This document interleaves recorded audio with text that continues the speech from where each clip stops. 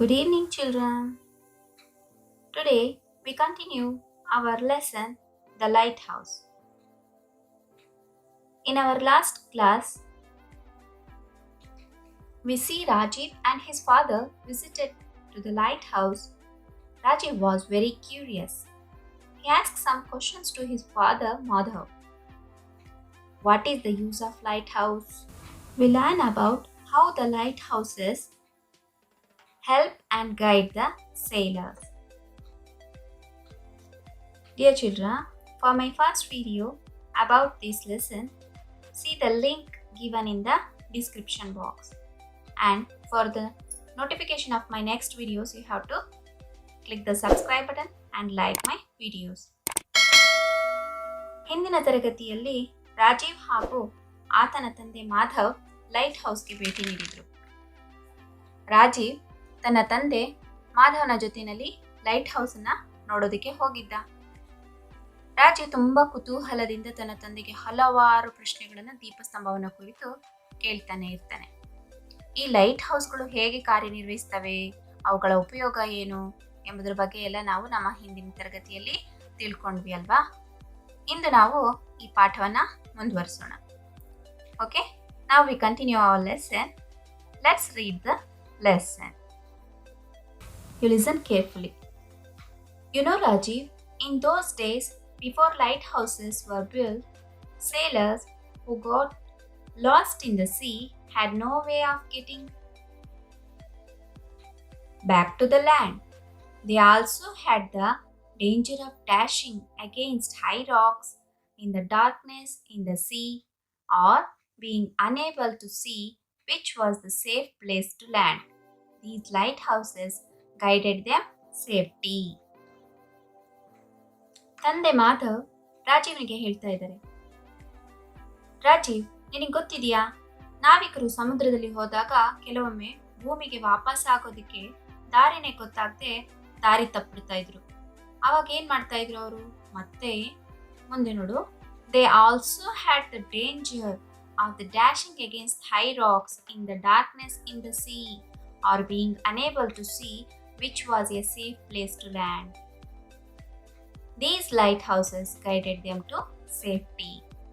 ಈ ರೀತಿ ಅವ್ರಿಗೆ ದಾರಿ ತಪ್ಪಿ ಹೋದಾಗ ಕೆಲವೊಮ್ಮೆ ಏನಾಗುತ್ತೆ, ದೊಡ್ಡ ದೊಡ್ಡ ಕಲ್ಲುಗಳು ಅಥವಾ ಬಂಡೆಗಳು ಇದ್ದಂಥ ಸ್ಥಳದಲ್ಲಿ ಕತ್ತಲಿದ್ದಾಗ, ರಾತ್ರಿ ಹೊತ್ತಿನಲ್ಲಿ ಕತ್ತಲಿದ್ದಾಗ ಅವರು ಎಲ್ಲಿಗೆ ಹೋಗಿ ಅದಕ್ಕೆ ಡಿಕ್ಕಿ ಹೊಡಿತಾರೋ ಅಥವಾ ಡ್ಯಾಶ್ ಹೊಡಿತಾರೋ ಅನ್ನುವಂಥ ಒಂದು ಹೆದರಿಕೆ, ಭಯ ಕೂಡ ಅವರಿಗೆ ಇರ್ತಾ ಇತ್ತು. ಹಾಗೇನೆ ಅವರು ಸಮುದ್ರದಲ್ಲಿ ಎಲ್ಲಿ ನಮಗೆ ಸೇಫ್ ಪ್ಲೇಸ್ ಇದೆ, ನಾವಲ್ಲಿ ಸೇಫ್ ಆಗಿರ್ತೀವಿ ಅಂತ ಹೇಳಿ ಹುಡುಕೊಳ್ಳೋದಿಕ್ಕೂ ಕೂಡ ಅವರಿಗೆ ದಾರಿ ಸಿಗ್ತಾ ಇರಲಿಲ್ಲ. These lighthouses guided them to safety. ಆ ಸಂದರ್ಭದಲ್ಲಿ ಇಂಥ ದೀಪಸ್ತಂಭಗಳು ಅವರಿಗೆ ದಾರಿ ದೀಪವಾಗಿರ್ತಿದ್ವು.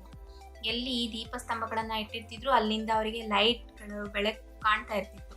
ಆಗ ಅವರು ಆ ಡೇಂಜರಸ್ ಸಿಚುವೇಶನ್ ಅನ್ನ ಗೊತ್ತು ಮಾಡಿಕೊಂಡು ಭೂಮಿ ಎಲ್ಲಿದೆ ಅನ್ನೋದನ್ನ ತಿಳ್ಕೊಂಡು ಅವ್ರೇನ್ ಮಾಡ್ಬೋದು, ಈಸಿಲಿ ಆ ಭೂಮಿಗೆ ಲ್ಯಾಂಡಿಗೆ ಬರುವಂಥ ಒಂದು ಪ್ರಸಂಗ ಅವರಿಗೆ ಸಿಗ್ತಾ ಇತ್ತು. ಈ ರೀತಿಯಾಗಿ ಅವರು ತಮ್ಮನ್ನು ತಾವು ರಕ್ಷಿಸ್ಕೊಳ್ತಾ ಇದ್ರು ಅಂತನ ನಾವು ಈ ಮೂಲಕ ಅರಿತುಕೊಳ್ಳಬಹುದಾಗಿದೆ. ಚಿತ್ರದಲ್ಲಿ ನೀವು ಲೈಟ್ ಹೌಸ್ಗಳನ್ನ ನೋಡಬಹುದು, ನೋಡ್ತಾ ಇದ್ದೀರಲ್ವಾ. ಈ ರೀತಿಯಾದಂತಹ ಲೈಟ್ ಹೌಸ್ಗಳು ಸಮುದ್ರದ ದಡದಲ್ಲಿ ಇರೋದ್ರಿಂದ ನಾವಿಕರಿಗೆ ಎಷ್ಟೊಂದು ಅನುಕೂಲ ಆಗುತ್ತೆ. ಎಲ್ಲಿ ದೊಡ್ಡ ಕಲ್ಲುಗಳಿವೆ, ಎಲ್ಲಿ ರಾಕ್ಸ್ ಇವೆ, ಅಥವಾ ಎಲ್ಲಿ ಅವರಿಗೆ ಡೇಂಜರಸ್ ಅಪಾಯಕಾರಿ ಸನ್ನಿವೇಶ ಇದೆ ಅನ್ನೋದನ್ನ ಅವರು ತುಂಬ ಈಸಿಲಿ ಅಂಡರ್ಸ್ಟ್ಯಾಂಡ್ ಮಾಡ್ಕೋಬಹುದಾಗಿತ್ತು, ಅರಿತುಕೋಬಹುದಾಗಿತ್ತು. ಈ ರೀತಿಯಾದಂತಹ ಲೈಟ್ ಹೌಸ್ಗಳನ್ನು ಸಮುದ್ರದ ಒಳಗಡೆನೂ ಕೂಡ ಕಟ್ಟಿರ್ತಾ ಇದ್ರು, ಹಾಗೆ ಸಮುದ್ರದ ದಡದಲ್ಲಿ ಕೂಡ ನಿರ್ಮಾಣ ಮಾಡಿರ್ತಾ ಇದ್ರು. ಅರ್ಥ ಆಯ್ತಾ ಮಕ್ಕಳೇ? ಮುಂದುವರಿಯೋಣ.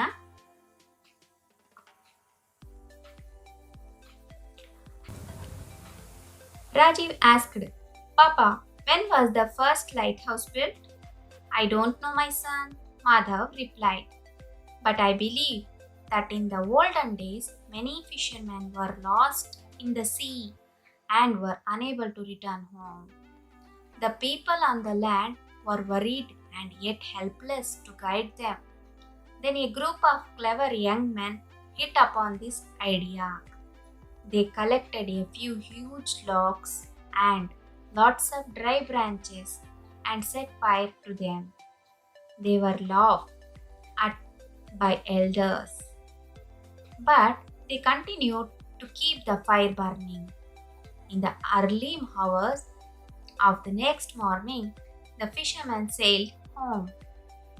They said that they had been guided from the land and saved only because of the light of this fire, which they had seen from a distance. ನೋಡಿದ್ರ ಮಕ್ಕಳೇ, ಈಗ ಪಾಠದ ಸಾರಾಂಶಕ್ಕೆ ಬರೋಣ. ರಾಜೀವ್ ಆಸ್ಕ್, ಮತ್ತೆ ರಾಜೀವ್ ಒಂದು ಪ್ರಶ್ನೆಯನ್ನು ಕೇಳ್ತಾ ಇದ್ದಾನೆ ತನ್ನ ತಂದೆಗೆ. ಪಾಪ, when was the first light house built?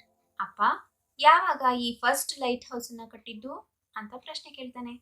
I don't know my son, Madhav replied. ಅದಕ್ಕೆ ಉತ್ತರವಾಗಿ ಮಾಧವ್ ಹೇಳ್ತಾನೆ, ನನಗೆ ಗೊತ್ತಿಲ್ಲ ಮಗನೆ, but I believe that in the olden days many fishermen were lost in the sea.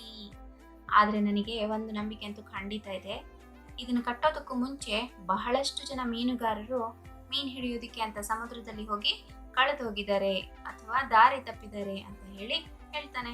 And were unable to return home, ಮತ್ತು ಅವರು ಮನೆಗೆ ವಾಪಸ್ ಆಗೋದಕ್ಕೂ ಕೂಡ ಆಗಿಲ್ಲ. The people on the land were worried and yet helpless to guide them. ಅದೇ ರೀತಿ ಸಮುದ್ರದಲ್ಲಿ ಹೋದಂತಹ ಮೀನುಗಾರರ ಮನೆಯವರು ಅಥವಾ ಅವರ ಫ್ರೆಂಡ್ಸ್, ಗೆಳೆಯರು ಯಾರು ಅಲ್ಲಿ ದಡದಲ್ಲಿ ನಿಂತಿರ್ತಾರೆ, ಅವ್ರ ಬಗ್ಗೆ ತುಂಬ ಚಿಂತೆಯನ್ನು ಮಾಡ್ತಿರ್ತಾರೆ, ಯಾಕಿನ್ನೂ ವಾಪಸ್ ಆಗಿಲ್ಲ ಅಂತ ಹೇಳಿ. ಬಟ್ ಅವರು ಹೆಲ್ಪ್ಲೆಸ್, ಅಸಹಾಯಕರು ಕೂಡ ಆಗಿರ್ತಾರೆ. ಯಾಕಂದರೆ ಅಲ್ಲಿ ನಿಂತ್ಕೊಂಡು ಅವ್ರು ಯಾವುದೇ ರೀತಿಯಾದಂತಹ ಮಾರ್ಗದರ್ಶನವನ್ನು ಅವರಿಗೆ ಕೊಡೋದಕ್ಕೆ ಸಾಧ್ಯ ಆಗ್ತಿರಲ್ಲ. ಅದಕ್ಕೋಸ್ಕರ then a group of clever young men hit upon this idea.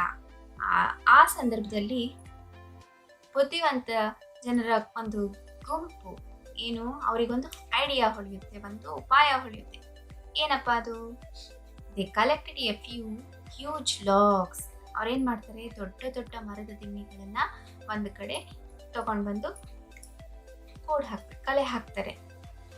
They collected and lots of dry branches and set fire to them. ಅದೇ ರೀತಿಯಾದ ಒಣ ಕಟ್ಟಿಗೆಗಳನ್ನು ಕೂಡ ತಗೊಂಡ್ಬಂದು ಅವ್ರೇನು ಮಾಡ್ತಾರೆ, ಅಲ್ಲಿ ಸಮುದ್ರದ ದಡದಲ್ಲಿ ಅದನ್ನು ಬೆಂಕಿ ಹಚ್ಚುತ್ತಾರೆ. ಆ ಬೆಂಕಿಯನ್ನು ಅವ್ರು ಹಾಕೋದ್ರಿಂದ ಏನಾಗುತ್ತೆ, they were laughed at by elders. ಅವ್ರನ್ನ ನೋಡಿ ಜನ ದೊಡ್ಡವರು ನಗ್ತಾ ಇರ್ತಾರೆ, ಅವ್ರನ್ನ ನೋಡಿ ನಗೋದಕ್ಕೆ ಪ್ರಾರಂಭಿಸ್ತಾರೆ. ಆದರೆ ಅವರು ಬೆಂಕಿ ಹಾಕೋದನ್ನ ಮಾತ್ರ ನಿಲ್ಲಿಸಲಿಲ್ಲ. But they continued to keep the fire burning in the early hours of next morning.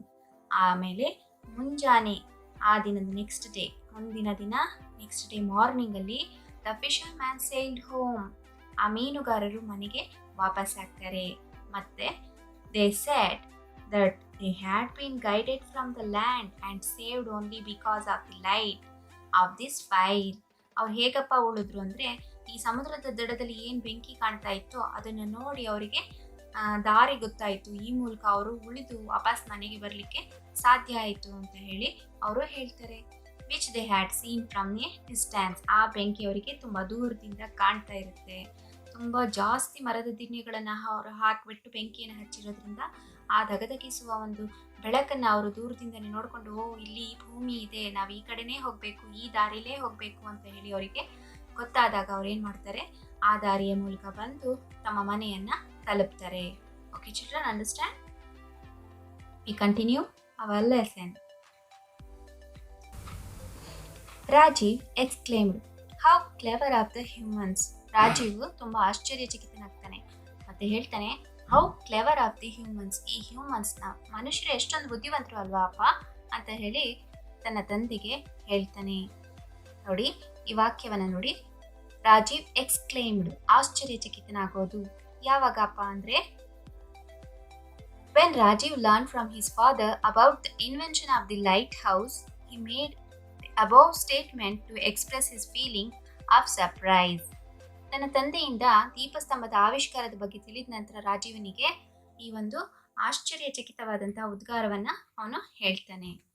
Madhav said, yes, now shall we go home after you have your favourite ice cream.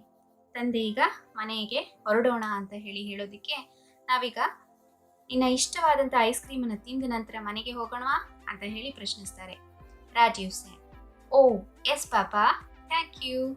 ಅವನಿಗೂ ಕೂಡ ಮನೆಗೆ ಹೋಗಬೇಕು ಅನಿಸ್ತಾ ಇದೆ. ಅದ್ರ ಜೊತೆಯಲ್ಲಿ ಅವರಿಗೆ ಐಸ್ ಕ್ರೀಮ್ ಸಿಗ್ತಾ ಇದೆ. ಸೊ ಆ ಐಸ್ ಕ್ರೀಮನ್ನು ಅವನು ತಿನ್ಕೊಂಡು ಸರಿಯಪ್ಪ ಮನೆಗೆ ಹೋಗೋಣ ಅಂತ ಹೇಳಿ ಹೇಳ್ತಾನೆ. ಈಗ ಇಬ್ರು ಮನೆಗೆ ವಾಪಸ್ ಆಗ್ತಾರೆ. Thus the lesson is completed. You have to read the lesson to improve your reading skill. Thank you. See you in the next class. The word meanings related to today's class. The lighthouse. Word meanings in Kannada. Fisherman. ಮೀನುಗಾರರು. Worry. ಚಿಂತೆ. Exclaim. ಆಶ್ಚರ್ಯ. Journey. ಪ್ರಯಾಣ. Favourite. ನೆಚ್ಚಿನ, ಇಷ್ಟವಾದ. Thank you.